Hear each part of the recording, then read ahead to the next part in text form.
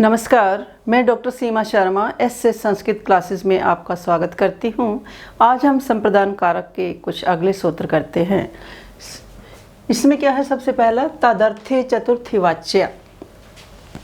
तदर्थे चतुर्थी वाच्य मतलब कि जिस प्रयोजन के लिए कोई कार्य किया जाता है उसमें क्या होती है, चतुर्थी विभक्ति का प्रयोग किया जाता है। यानी कोई प्रयोजन है, जैसे कोई व्यक्ति क्या है कि धन के लिए प्रयत्न करता है, तो उसका प्रयत्न करने का प्रयोजन क्या है कि धन को इकट्ठा करना, तो उसमें क्या आ जाएगी, हमारी चतुर्थी विभक्ति का प्रयोग हो जाएगा। यानी तदर्थे चतुर्थी वाच्यः।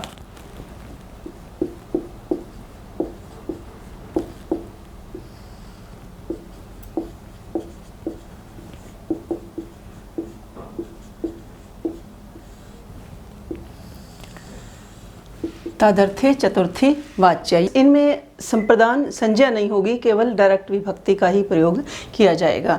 यानी जिस प्रयोजन के लिए क्या किया जाता है, कोई भी काम किया जाता है, उसके लिए क्या हम करते हैं, चतुर्थी विभक्ति का प्रयोग करेंगे। जैसे वो कोई व्यक्ति क्या करता है, मुक्ति के लिए हरि को भजता है। मुक्ति हरिम भजती, कि मुक्ति के लिए वो क्या कर रहा है, हरि को भजता है। मुक्ति के लिए हरि को भजता है, हरि का भजन करता है। तो यहाँ पर क्या है कि हरि किसके लिए भजन कर रहा है, मुक्ति के लिए, मुक्ति प्राप्त करने के लिए हरि का भजन कर रहा है। तो तदर्थे चतुर्थी वाच्य में इसमें क्या है, चतुर्थी विभक्ति का प्रयोग हो जाएगा। यानी या दूसरा वाक्य हम और भी ले लेते, जैसे काव्य क्या है, यश के लिए होता है। काव्य यश से भवती, तो यहाँ पर क्या है, यश के लिए। यानी कोई काव्य काम कर रहा है, कोई भी काम, पुस्तक लिख रहा है, कुछ कर रहा है, वो किसके लिए कर रहा है, यश प्राप्त करने के लिए।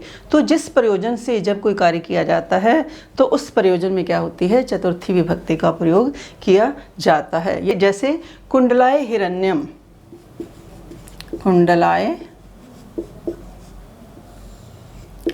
हिरण्य, कि कुंडल बनाने के लिए सोना। कुंडलाय हिरण्यम, कुंडल बनाने के लिए सोना। तो यहाँ पर जो सोना है वो क्या है, किस प्रयोजन के लिए है, कुंडल बनाने के लिए। तो कुंडल शब्द में हमारी क्या आ जाएगी, चतुर्थी आ जाएगी। इसी तरीके से एक उदाहरण और ले लेते हैं, जैसे युपाय दारू, कि स्तंभ के लिए लकड़ी, कि स्तंभ बनाने के लिए लकड़ी। तो यहाँ पर लकड़ी किसके लिए है, स्तंभ के लिए। तो स्तंभ शब्द में हमारे क्या आ जाएगी, चतुर्थी विभक्ति का प्रयोग आ जाएगा। तो ये जो हमारे ये सारे सूत्र हैं, ये केवल क्या है, चतुर्थी विभक्ति सूत्र हैं। इनमें संप्रदान संज्ञा नहीं होगी, डायरेक्ट चतुर्थी विभक्ति का ही प्रयोग हम करेंगे। तो तदर्थे चतुर्थी वाच्य, कि जब जिस भी प्रयोजन के लिए जब कोई कार्य किया जाता है तो उस प्रयोजन में क्या होती है, चतुर्थी विभक्ति का प्रयोग होता है। जैसे हरि मुक्ति के लिए भजन करता है, काव्य क्या है, यश के लिए होता है, कुंडल बनाने के लिए सोना है, और स्तंभ के लिए लकड़ी है। इन शब्दों के साथ क्या है, हमारी चतुर्थी विभक्ति का हमने प्रयोग किया। यहाँ कोई व्यक्ति धन के लिए प्रयत्न करता है, जैसे सधनाय प्रयतते, सधनाय प्रयतते, कि वो धन के लिए क्या करता है, प्रयत्न करता है। अगला सूत्र हम करते हैं, क्लिप्री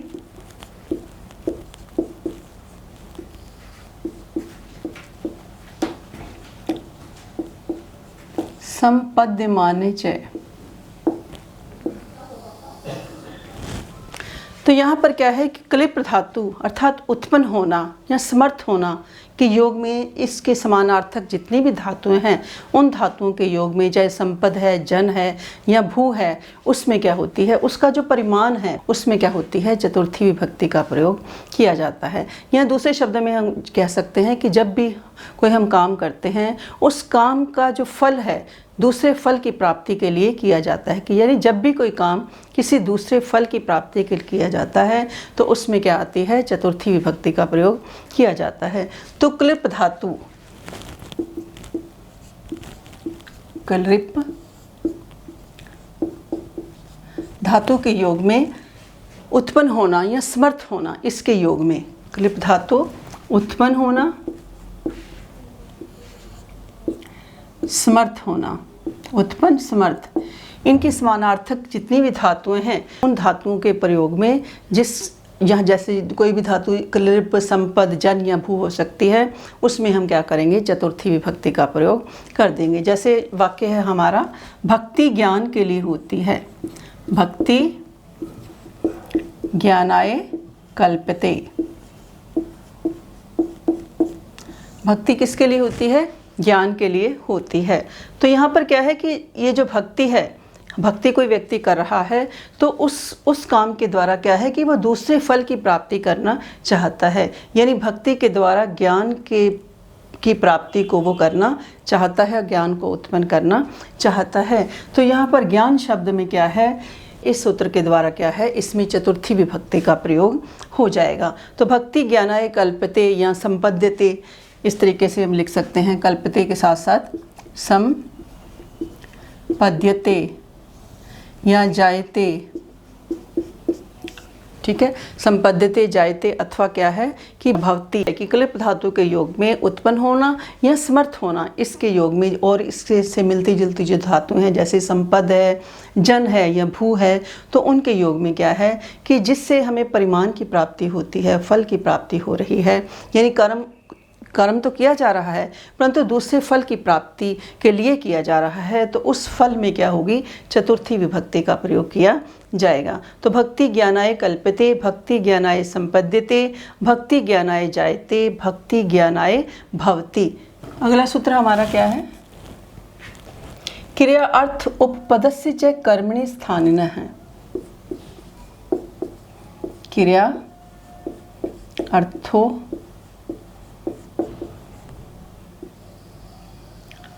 क्रिया अर्थ उपपदस्य च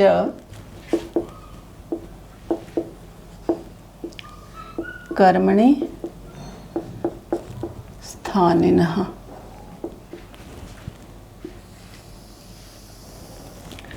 तो इसमें क्या है कि क्रिया अर्थक जो क्रियावाचक पद है वो उपपद हो तो, और जो धातु के जो जब हम कोई वाक्य लिख रहे हैं उसमें तुमन प्रत्यांत का यदि अर्थ या भाव छिपा हो तो उसका जो कर्म है उसमें क्या हो जाती है, चतुर्थी विभक्ति हो जाती है। जैसे हम एक उदाहरण हम देखते हैं, जैसे भ्यो स फलेभ्यो याति। तो यहाँ पर क्या है कि वह फल के लिए जाता है। अब इसका यदि हम हिंदी में अर्थ करेंगे तो स फलेभ्यो याति, कि वह फल के लिए जाता है, यानी इसमें एक भाव छिपा हुआ है। किसका भाव छिपा हुआ है कि फल के लिए, अब घर में तो फल है नहीं, बाहर जाएगा तो फल लाने के लिए जाता है। स फलानी, स फलानी आहर्तुम याति, सफलानी आहर्तुम याति, तो वह फल लाने के लिए जाता है। तो यहाँ पर क्या है कि जो आहर्तुम है, यहाँ पर हमें क्या है कि तुमन प्रत्यय का भाव, तुमन प्रत्यय दिखाई दे रहा है, परंतु इसका कर्म क्या है, फल। तो यहाँ फल में क्या हो जाएगी, चतुर्थी विभक्ति का प्रयोग हो जाएगा। तो इस यहाँ किसी भी जो शब्द है, किसी भी वाक्य में जब तुमन प्रत्यांत का अर्थ या भाव छिपा हो तो उसका जो कर्म है, यहाँ तुमन प्रत्यांत का कर्म क्या है, फल है, तो इस फल में क्या हो जाएगी, चतुर्थी विभक्ति का प्रयोग हो जाएगा। जैसे एक और उदाहरण ले लेते हैं कि स कृष्णम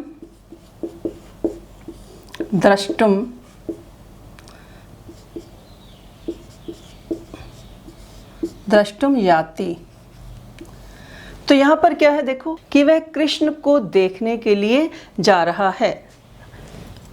स्त्री कर लेते हैं, जैसे कि सा कृष्णम द्रष्टुम जाति, की वह जो स्त्री है, कोई भी है, वो क्या है कि कृष्ण को देखने के लिए जा रही है। तो यहाँ पर जो तुमन प्रत्यय का भाव है किसमें हमें दिखाई दे रहा है, कृष्ण, कि वो जो युवती है कृष्ण के लिए जाती है।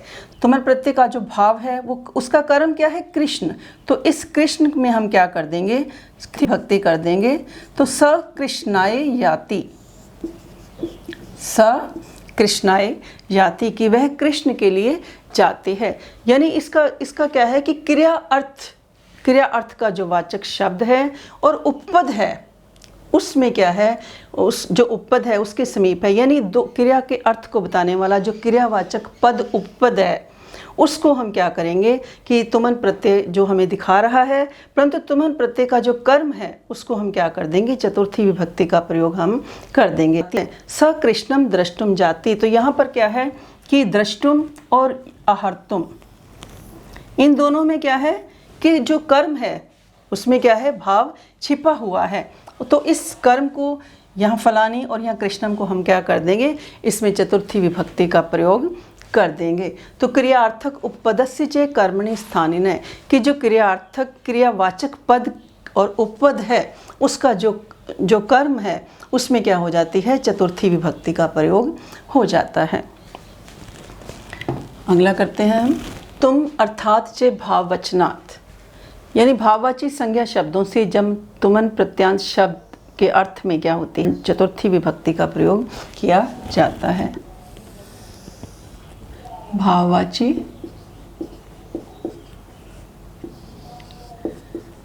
संज्ञा शब्दों से तुमन प्रत्यांत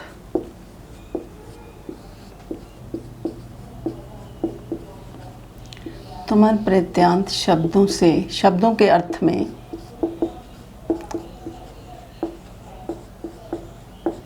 चतुर्थी विभक्ति होती है।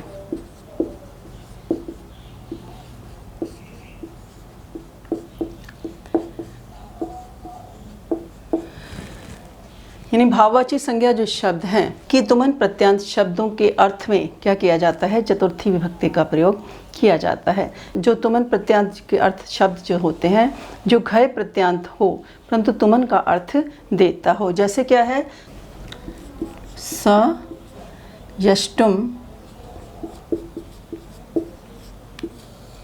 याति, कि वह यज्ञ के लिए जाता है। स यष्टुम याति मैंने, तो जो यज्ञ शब्द है हमारा वो क्या है कि इसमें तुमन प्रत्यय मिला हुआ है तो यष्टुम बन गया, परंतु जो तुमन प्रत्यांत शब्दों के अर्थ में उस भाववाची शब्द है, ये हमारा संज्ञा शब्द है, तो इस चतुर्थी विभक्ति का प्रयोग कर देंगे। तो क्या हो जाएगा, स यागाए याति, की वह यज्ञ के लिए जाता है। परंतु हमें यहाँ पर क्या ध्यान रखना है कि जो भाववाची संज्ञा शब्द होंगे उनके साथ यदि तुमन प्रत्यांत शब्द होगा तो उसका जो अर्थ है उसमें क्या होगी, चतुर्थी विभक्ति का प्रयोग किया जाएगा। तो स यष्टुम याति, स यागाए याति। अगला हमारा शब्द है हित योगे च, कि हित के योग में क्या होती है, चतुर्थी विभक्ति का प्रयोग किया जाता है। हित योगे च, हित के योग में क्या है कि जिसका हम हित चाहते हैं, किसी कौम का, किसी व्यक्ति का, किसी जानवर का, पशु का, तो उसके योग में क्या है, हम चतुर्थी विभक्ति का प्रयोग करते हैं। जैसे ब्राह्मणाय हितम, हित योग में क्या है, हित योगे च, ब्राह्मणाय हितम, कि ब्राह्मण का हम क्या चाहते हैं, हित चाहते हैं, या गाय का हित चाहते हैं, गव्ये हितम, ब्राह्मणाय हितम या गव्ये हितम। तो इस प्रकार से हमारे ये क्या है कि ये जो हमारे 5 सूत्र मैंने आपको यहाँ बताए हैं, कौन कौन सा, तदर्थे चतुर्थी वाच्या कलृप्री संपद्यमाने च, क्रिया अर्थो उपपदस्य च कर्मणि स्थानिन, तुम अर्थात च भाववचनात् हित योगे च, ये सूत्र हमारे क्या हैं, केवल विभक्ति सूत्र हैं। इनमें क्या है कि डायरेक्ट विभक्ति का ही प्रयोग किया जाता है। धन्यवाद।